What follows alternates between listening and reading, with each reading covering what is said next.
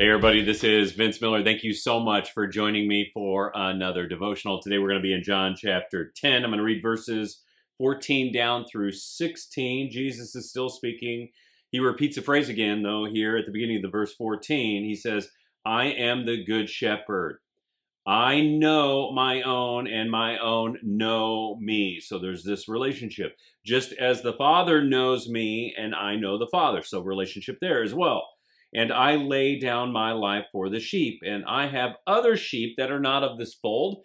Obviously, he's referring to Gentiles who are not of the Jewish fold. I must bring them also, and they will listen to my voice. So there will be one flock and one shepherd. So what Jesus does here is repeat the I am statement again, but he adds a little new feature about the relationship that his people have with him. And the feature is this, is that they know him. And the word know in the original Greek language is the word ginosko. And you can scan this text again if you like and notice that Jesus repeats this word 4 different times for emphasis to describe it. And what Jesus is actually describing by using this word is something more than like an intellectual assent or kind of transactional engagement.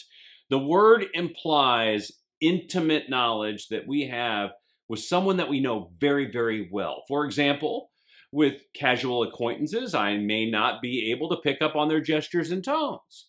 But with my wife, because I have known her intimately for the last 28 years, I know her gestures and tones. I know when I've done something well, and I know when I have done something not so well, because I know her intimately. So I know everything about her, right? Just like she does me.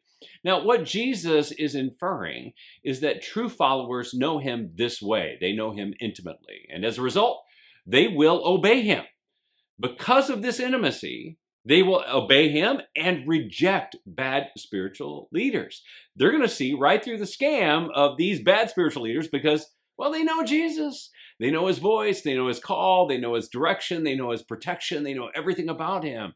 They know Jesus's gestures and tones. So here's the application.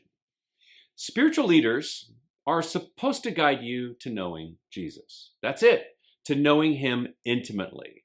The central mission is to direct you to him and nothing else. If they are not talking about him and directing you to his way and his truth and his life, then just don't follow them.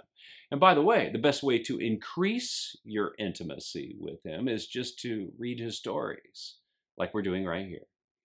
Keep listening, and you will definitely know Jesus, because that's whom I'm following, and I want you to as well. I love you guys. I pray this has blessed you today. If it has, share it with someone else, and I'll see you right back here again tomorrow.